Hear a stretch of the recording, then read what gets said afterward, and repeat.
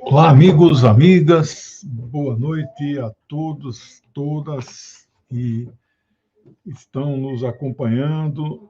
Esta aqui é a nossa 7ª aula do curso livre do pensamento e da vida de Mao Zedong, que é retransmitido pelos canais que eu sou colaborador, que é a TV 247 e a DCM TV. É também transmitido pelos canais Mídia Livre, Pão com Ovo, Vozes Livre, Oswaldo Bertolino, PCTV, Chimarrão Marxista, Rogério Matucci, Caverna TV, a quem eu agradeço a parceria. Peço aos que nos assistem em todos os canais que se inscrevam nos canais pelos quais vocês estão nos acompanhando. No meu canal e também nos outros que têm essa possibilidade, se vocês puderem ficar membros do canal, nos ajuda muito, porque fortalece a mídia, essa mídia progressista, não é? Bom, hoje nós completamos aí 12 mil inscritos. Vamos aí ver se até o meio de um ano chegamos a 15 mil inscritos. Vamos crescendo aos poucos e com apoio aí de uma parcela da comunidade que nos segue. Sexta-feira fiz o lançamento do livro em São Paulo, Stalin, que é esse meu último livro, né? É o 22º. Foi muito bom, muita gente, vendeu bastante livro, autografei, teve lá um pequeno comes e bebes, então fiquei muito feliz. Estou preparando já um novo livro, que deve ser lançado aí em agosto ou setembro, que é decorrente daquele curso que eu já ministrei, que é Concepção Marxista de Proletariado. Esse vai ficar também um livro volumoso. Bom, nós hoje vamos dar sequência ao pensamento, à biografia de Mao Zedong. Não entramos ainda no seu pensamento. Eu havia expressado para vocês uma certa dúvida se falo sobre 2 aspectos do pensamento dele no meio da biografia ou depois. Então, eu optei em deixar para depois, para não quebrar a sequência da vida dele, né? E hoje nós vamos começar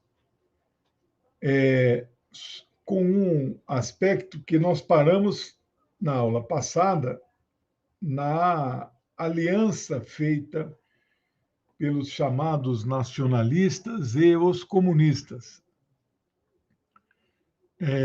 Mao Zedong e Chiang Kai-shek, para derrotar o inimigo comum, que eram os japoneses do exército imperial. Só que a partir de 1945, com a rendição do Japão, eles voltam a guerrear um contra o outro. Então, eu retomo a partir daqui, né? Ontem ministrei uma aula, um programa ao vivo, as pessoas chamam de live, sobre as intervenções militares e mudanças de regime patrocinadas pelos Estados Unidos. Meu amigo Guilherme chegando, boa noite aí para tamanho todo. Cleison, Tiago, Rivadavia, Oswaldo, Nhananá, obrigado aí pela presença. E eu falei então das intervenções desde o final do século XIX. E uma delas foi na China, a partir de 1946. E eu quero, então, começar falando deste período que eles retomam a luta entre eles, chineses contra chineses, guerra civil, a oposição revolucionária comunista almejava tomar o poder e derrubar o governo de Chiang Kai-shek, e Chiang Kai-shek almejava continuar no poder, governando a China a serviço dos Estados Unidos e derrotar os comunistas. Bem, então, em função disso, o Japão, e nós então começamos a partir de 2 de setembro de 1945, o ministro das Relações Exteriores do Japão, Shigemitsu Mamoru, ele, representando o imperador Hirohito, assinou às 9 horas deste dia 2 de setembro, na Baía de Sagami, em Tóquio, a bordo do navio USS Missouri, assinou a rendição incondicional do Japão perante os aliados. Não era só perante os Estados Unidos. E os altos oficiais militares de todos os países aliados estavam presentes. Falarei apenas o nome e o país, mas não a sua patente militar, né? Bom, o primeiro, Douglas MacArthur, dos Estados Unidos, que viraria o interventor dos Estados Unidos no Japão. Ele vai governar o Japão, praticamente, vai impor uma Constituição 2 anos depois, vai impor sanções de guerra contra o Japão, então vai fazer um conjunto de intervenções. Também estava presente Bruce Fraser, da Inglaterra, Kuzma Derevianko, da União Soviética, Jacques-Philippe Leclerc,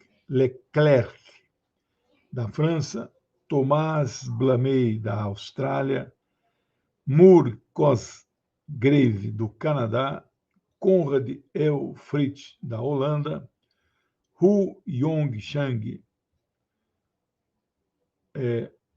da República da China, aqui era então do Chiang Kai-shek, não era ainda a República Popular, e Leonard Izit, da Nova Zelândia.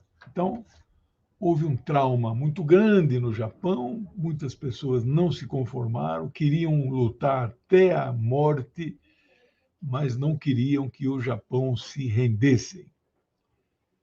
Fazendo um parêntese para quem gosta de ler, no Brasil aconteceu um episódio ali nas cidades de Marília e Tupã, que eu conheço bem as duas. Aqui, como no Japão, eles não acreditaram que o imperador se rendeu. E viveram uma falsidade, né? Que o Japão venceu a guerra. Não sei se vocês conhecem dessa história. Tinha uma rádio lá que só falava em japonês e tinha gente ligada ao exército imperial que alimentava essa mentira. E chegou a haver assassinatos entre aqueles. Quem matava era quem não acreditava na rendição e quem morria eram aqueles que acreditavam, né? Falsificavam jornais. O livro do Fernando Moraes, que trata desse assunto, chama-se Corações Sujos. Recomendo fortemente a leitura. Bem, a União Soviética apoiava a China de Mao Zedong, né, os comunistas, e os Estados Unidos apoiavam os nacionalistas do Kuomintang, né, cuja sigla era KMT. Terminado a guerra, assinado a rendição, União Soviética e Estados Unidos ficaram em lados opostos. E os Estados Unidos desembarcaram soldados no território chinês para lutar ao lado do general Chiang Kai-shek, não é? E então eles fizeram de tudo para derrotar o Exército de Libertação Popular, que a gente fala Exército Vermelho, mas não era esse o nome, na sigla inglesa Popular Liberation Army, PLA, né? E então Mao Zedong já era o comandante, era muito prestigiado, moral elevada e já tinha assumido a presidência do partido e a presidência da poderosa Comissão Militar Central, do Comitê Central do partido, né? Isso vimos na aula passada. No finalzinho de 1949, para ser mais preciso, no dia 10 de dezembro, as forças do Exército de Libertação Popular sitiaram as cidades de Chongqing e Chengdu, onde estavam estacionadas as últimas tropas derrotadas do Exército Nacionalista do Kuomintang, comandados pelo generalíssimo Chiang Kai-shek. E ele restou-lhe fugir do território do continente para a ilha que era chamada de Formosa, porque ela foi ocupada pelo Japão tempos atrás, e ela era uma ilha muito bonita, era chamada de Ilha de Formosa, claro que na língua lá do Japão. Mas, na verdade, o nome da ilha é Taiwan, que sempre foi chinesa e sempre será chinesa, jamais a China abrirá mão deste território. Então, explicado este período da retomada da guerra civil, eu entro agora em outro bloco muito importante, que é a proclamação da República Popular da China. No dia 1º de outubro de 1949, as tropas de Mao do Exército de Libertação chegam a Pequim e um grande comício, um palanque é instalado, existem muitas fotos que vocês podem localizar, o Mao fazendo um discurso nesta praça chamada Tiananmen, que em mandarim significa Praça da Paz Celestial, onde ele proclama a instauração da República Popular da China. Agora, este ano, completará 74 anos. No final deste mesmo ano, em dezembro, Mao Zedong é eleito presidente da República Popular da China. Então, ele acumula o cargo de, não era presidente do partido, era secretário-geral, né?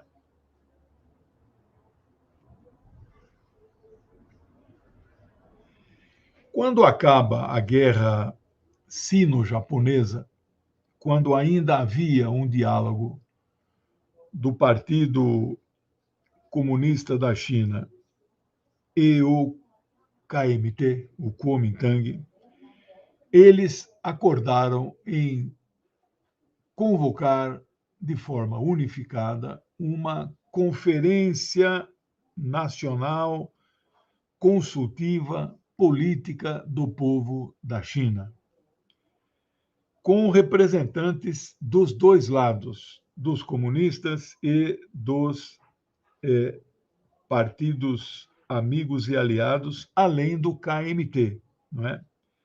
Especialmente o Partido da Juventude Chinesa e a Liga Democrática da China. E o objetivo era discutir um programa de reformas para, ali, digamos assim, enfrentar estes próximos anos aí, quando ainda havia este diálogo. Mas isso acabou não, né, eles voltaram a ter uma guerra entre si, e isso não perdurou. No entanto,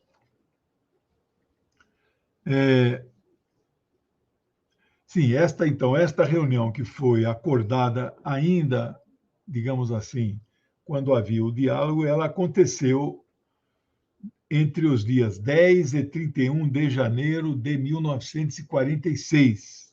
Então, nós estamos 3 anos antes da tomada do poder, né? Bom, na véspera da chegada a Pequim, em 1º de outubro, o Partido Comunista Chinês, ou da China, convocou, um pouquinho antes, em setembro, com o apoio de uma série de partidos aliados do Partido Comunista, aí já não participava mais o Chiang Kai-shek com o seu Kuomintang, mas apenas um racha deles, que até hoje participa do governo da China. Não é? Ele, então, a pauta desta segunda Conferência Nacional Consultiva Política do Povo da China, é um nome muito grande, que, aliás, nunca fez parte da Constituição chinesa. Até hoje, ela é um organismo de consulta mesmo, informal, mas que é utilizado e se reúne uma vez ao ano, paralelo ao Congresso Nacional do Povo, este é o parlamento. Então, eles chamam das duas sessões, das duas instâncias, eles consideram o Conselho Consultivo uma instância, apesar de ele não deliberar, ele, na verdade, toma decisões, né? E esta reunião tinha como pauta a criação do Estado Nacional Popular da China. E aí os detalhes foram, então, discutidos e acertados. Foi aprovado a bandeira com 5 estrelas, a estrela maior simbolizando o partido e as 4 estrelas menores, as 4 classes sociais que eram aliadas do Partido Comunista. Definiram Pequim como a nova capital e aprovaram o hino nacional. Eu recomendo um filme que eu não trouxe aqui o link para vocês, mas é muito fácil. O título é A Construção de um Estado, não é? Legendado em português, falado, claro, em mandarim, com atores muito parecidos com Mao Zedong, Xu Enlai, né? E tantos outros líderes da Revolução. E tudo isso que eu estou aqui falando, o filme retrata com absoluta fidelidade e a reconstituição do cenário é igualzinho da época. Você pode conferir com fotos. E foi aprovado o hino nacional. Então, no filme retrata os detalhes. Existiam, digamos assim, não é que existia outra proposta. Qual seria o hino, né? Então aí levantou uma pessoa e falou assim: por que não usamos o hino que é chamado o hino do militante, né? Chamado a Marcha dos Voluntários, que era um hino muito antigo, que existia desde 1934. Aí houve alguma dúvida, bom, será que usamos esse? Esse aí é um hino da marcha, daquela grande marcha que nós falamos também, durou só um ano, morreram 90 mil, né? Aí Mao Zedong fala, dá a última palavra, ele é o grande líder, e fala assim, não, nós vamos adotar este hino, a marcha dos voluntários, e passará a ser o hino da República Popular da China. Eu vou pôr para vocês o hino com a transliteração do original em mandarim e a tradução na parte de baixo em português. É um hino muito curto, não é? Diferente de outros hinos longos como o nosso, né? Então vamos ver aqui o hino da República Popular da China.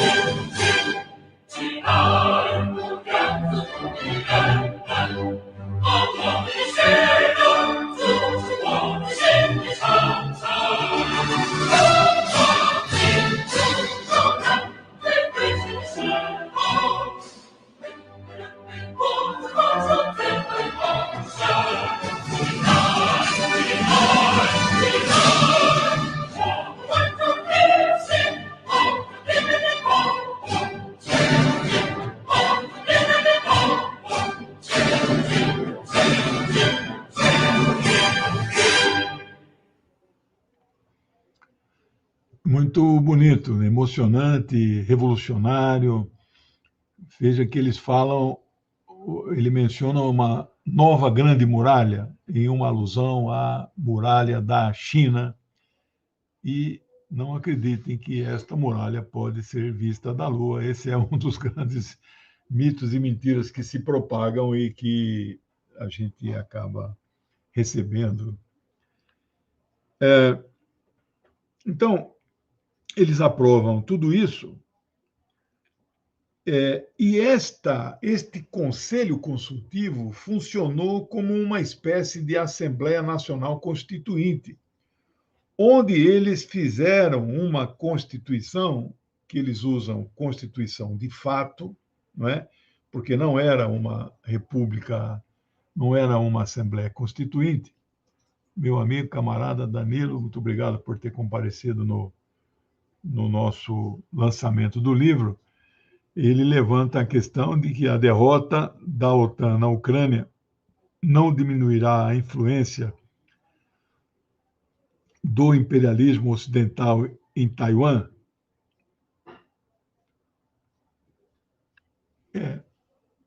Acho que não. Eles vão deixar a Ucrânia de lado, vão concentrar todos os seus esforços lá no Indo-Pacífico.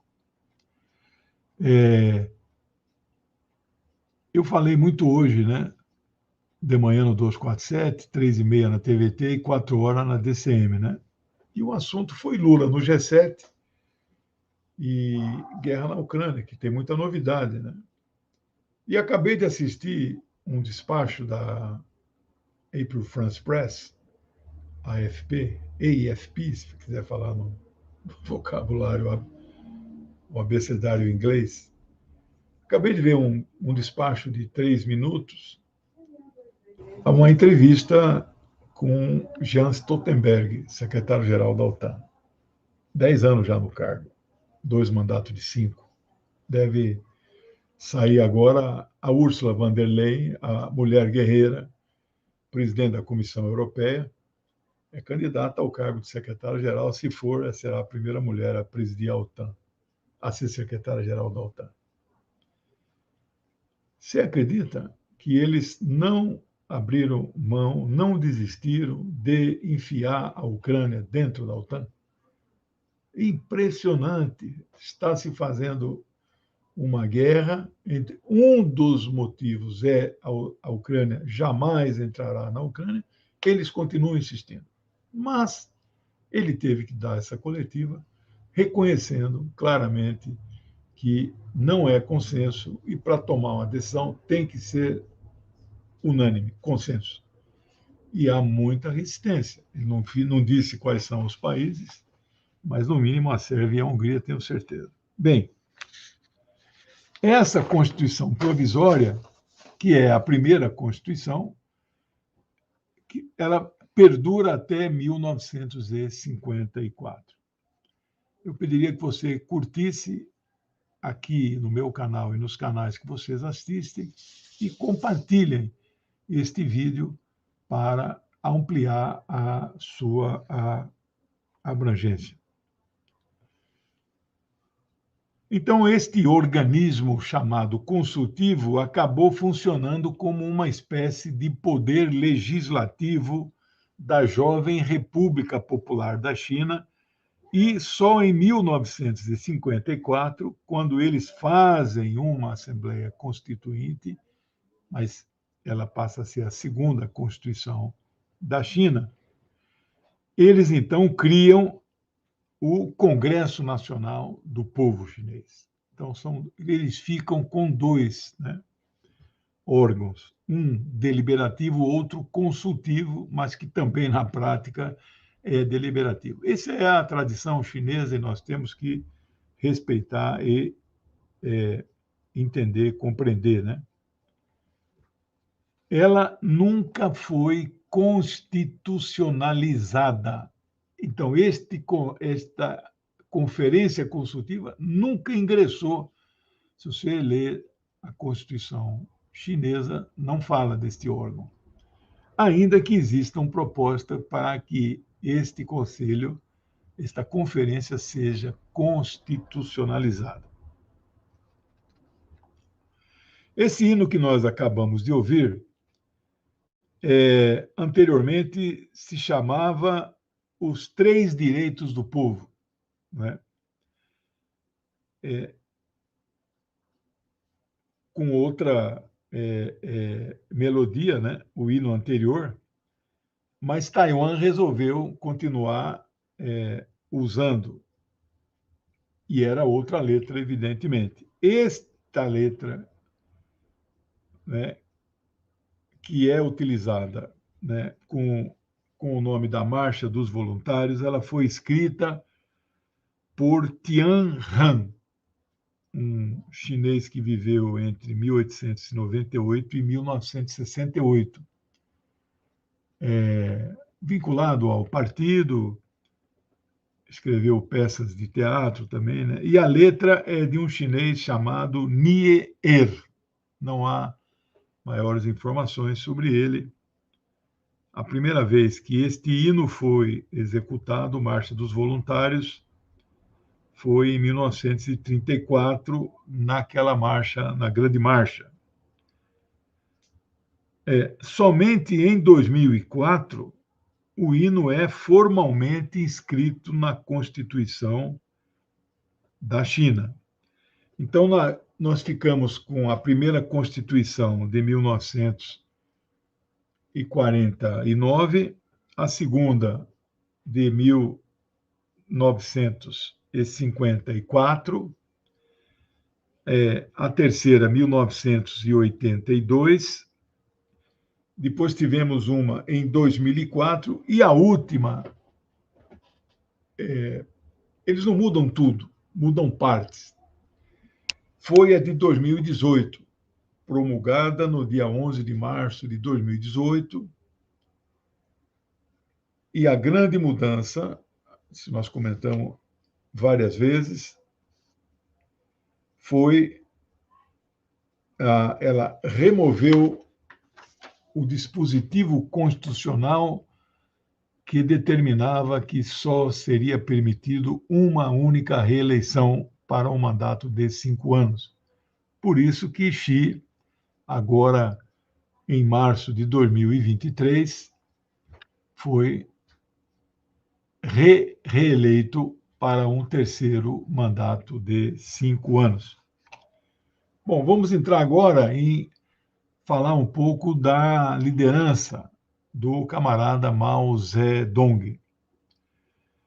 Então, depois que realizou-se na União Soviética o malfadado 20º Congresso do Partido Comunista em 1956, e ele durou 12 dias, de 14 a 26 de fevereiro, o ano que eu nasci, eu nasceria em dezembro, onde foi apresentado o também famigerado relatório secreto, que não é secreto, de Nikita Khrushchev, que despejou um caminhão de críticas no camarada Joseph Stalin, que foram todas desmentidas, desmontadas, desmascaradas, mas a propaganda antissoviética, anti-Stalin, anti-marxista-leninista, quase que fizeram apagar estas mentiras, e elas entraram para a história como se fossem verdades. Há um livro que eu recomendo fortemente, você, para quem é estudioso, né, para quem é historiador amador, como eu também às vezes me apresento, um apaixonado por história, Grover Furr, o nome dele, Khrushchev mentiu. É impressionante. Ele refuta, desmente, ponto a ponto, da maioria dos dispositivos que estão neste famigerado relatório. E este Congresso altera a orientação do movimento comunista internacional, porque tudo emanava do PC, da União Soviética. E eles, então, mencionam um fim ou uma amenização da luta de classe e conclamam a possibilidade de uma convivência pacífica, capitalismo e socialismo. Não é? E Mao Zedong não aceitou isso, continuou defendendo que há um desenvolvimento e um acirramento da luta de classes na China, na União Soviética, porque isso só vai desaparecer quando desaparecerem as classes. E não desapareceram as classes, né? E ele, então, vai se afastando gradualmente do PC da União Soviética até romper relações e tomar outro rumo. Em 1974, ele, 2 anos antes de morrer, ele elabora uma teoria que não é muito correta, mas está sendo muito falada novamente, teoria dos três mundos, né? Terceiro mundismo, onde ele dizia que existia um campo capitalista, o campo do chamado socialismo real, que a União Soviética polarizava, e um terceiro campo, um terceiro mundo, que eram de países que não eram nem socialistas nem capitalistas, não se alinhavam a nenhum desses dois blocos. E se você olhar hoje, o mundo tem dois campos, digamos assim, né? Entre os capitalistas e aqueles que desalinham com o capitalismo, mas não são necessariamente socialistas. Rivadavia fez uma mensagem aqui: o tolo aprende por si mesmo, o sábio estuda história. É verdade, né? Sou apaixonado por história, né? Marx dizia que só existe uma ciência, a ciência da história, né? Bom, aí, nesse ano de 56, 57, Mao Zedong desenvolve uma campanha chamada Campanha das 100 Flores, onde o partido incentiva a expressão das mais variadas escolas de pensamento para aprimorar o sistema da República Popular da China, inclusive correntes não comunistas. Né? E eu trouxe aqui, separei para vocês uma passagem baseado em um velho provérbio chinês que dizia, abre aspas, que flores de todos os tipos desabrochem, que diversas escolas de pensamento se enfrentem. Isto é a China muito antigo. E aí Mao Zedong, ao definir este movimento do chamado desabrochar de 100 flores, em 1956, ele diz o seguinte, abre aspas, É apenas através de discussão, crítica e raciocínio que nós podemos promover a correção das ideias, superando as ruins e realmente fixar nossos objetivos. Nós não devemos temer estas coisas. Mas isso também durou muito pouco, 2 anos, e foi logo, modificou essa. Após, então, estes 2 anos do movimento Sem Flores, em 57 e 58, o Mao cria.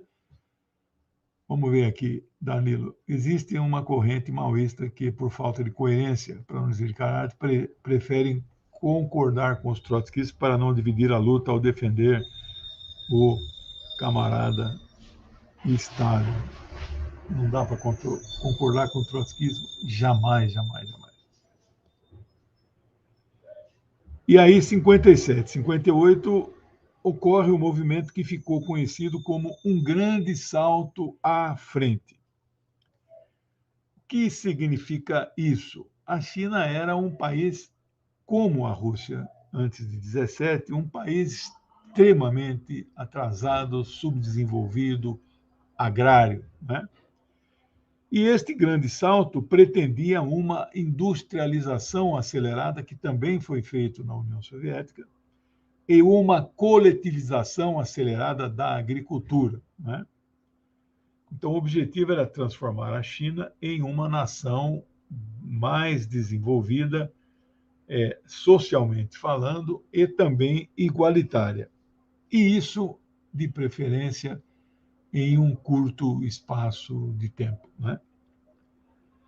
Nada era muito fácil para esta jovem República Popular da China, seja porque o Ocidente capitalista boicotava o país, à exceção da União Soviética, ou pela falta de técnicos e a precariedade dos equipamentos que eles tinham à disposição. Então, foi muito difícil. E as coisas pioraram porque houve, então, o rompimento entre eles e, no final da década de 50, a União Soviética chamou todos os seus técnicos de volta. E isso foi um baque na China, e que o Jean está dizendo. Quem for entrando, fortalecer com o like. Obrigado aí pela recomendação. Estas relações só melhorariam, né, na década de 70, especialmente depois da morte de Mao em 76. Técnicos e consultores soviéticos, então, abandonaram o país muito rapidamente. Vários acordos de cooperação econômica foram rompidos e a gota d'água para que isso acontecesse foi a que o Nikita Khrushchev, eleito secretário-geral do partido, traidor de Stalin, era seu melhor amigo, o seu braço direito. Acabei de assistir agora ao velório de Stalin, 16 minutos, um documentário, tudo em preto e branco, mas muito emocionante. Milhões foram às ruas, foi o maior evento de um funeral de um líder. Se no de Lenin morreram, acho que 1.000 pessoas, o de Stalin morreu muito mais naqueles tumultos. É claro que esse pequeno documentário não mostra esses aspectos, mas era uma comoção generalizada por como ele era amado pelo povo, né? E nós vemos a ordem dos que estão ao lado do seu caixão era Khrushchev, Molotov, Lavrenti Beria e outros, né? Então, ele depois é eleito secretário-geral, apresenta o famigerado relatório e trai esta amizade de 40, 50 anos, né? Bem, no período de 53 a 58, a China aprova o seu primeiro plano quinquenal. E de lá para cá, eles fizeram muitos planos quinquenais. Existem também os planos decenais. Então, é uma economia que é planificada. Eles herdaram da experiência da União Soviética, coisa que o Ocidente abomina. O Ocidente capitalista diz que nada deve ser planejado. Tudo, quem regula tudo deve ser o mercado.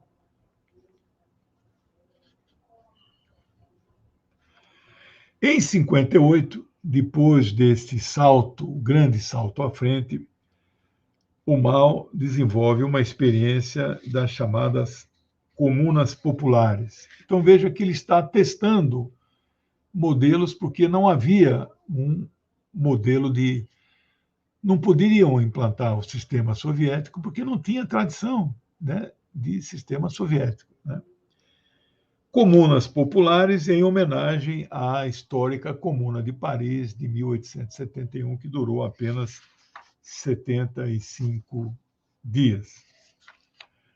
Estas comunas tinham o objetivo de se tornarem autossuficientes. Então, eram comunidades que, às vezes, envolviam 20 mil pessoas. E deveriam elas desenvolver, produzir tudo o que necessitariam, em especial alimentos, roupas, calçados, ferramentas. Elas teriam e fabricariam os seus próprios instrumentos de produção, e todos estes instrumentos eram coletivos. Por exemplo, moinhos, lavanderias comunitárias, postos de saúde, escola e até centrais elétricas.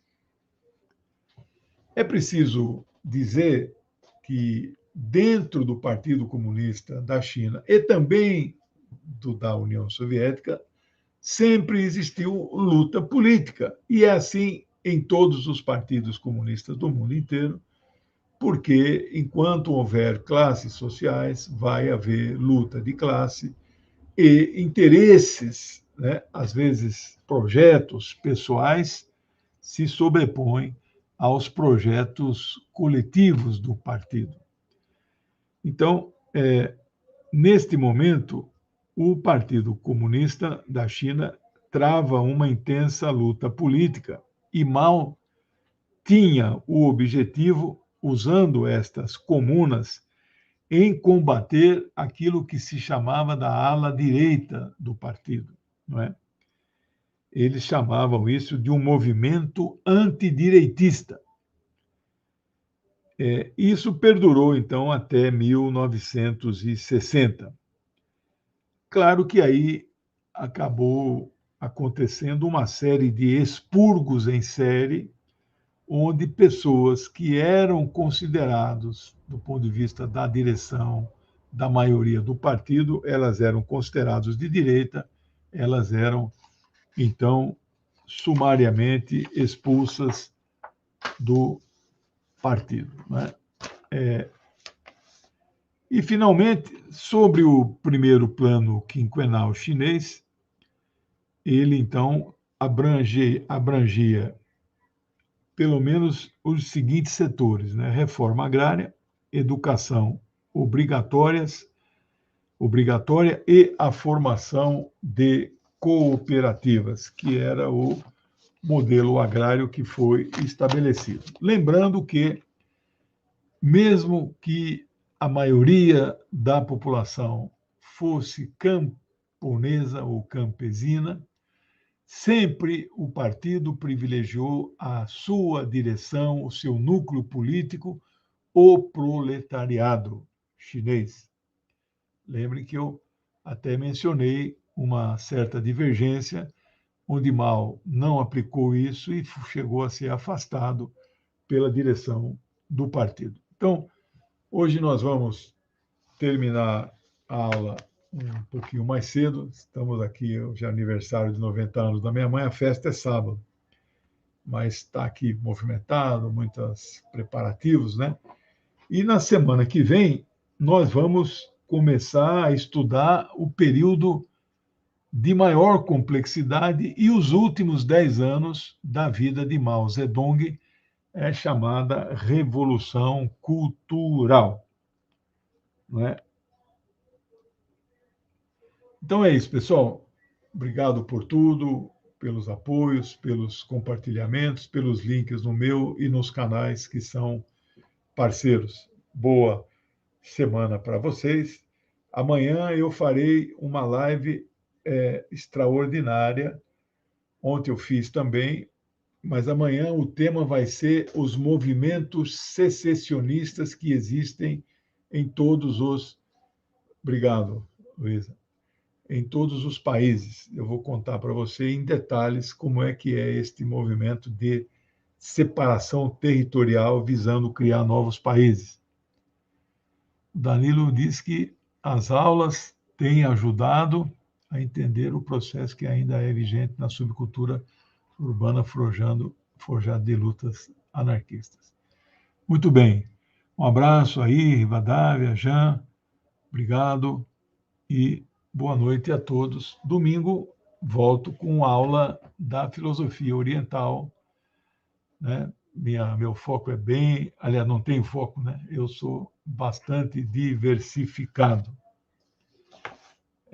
Nós estamos na aula de filosofia indiana.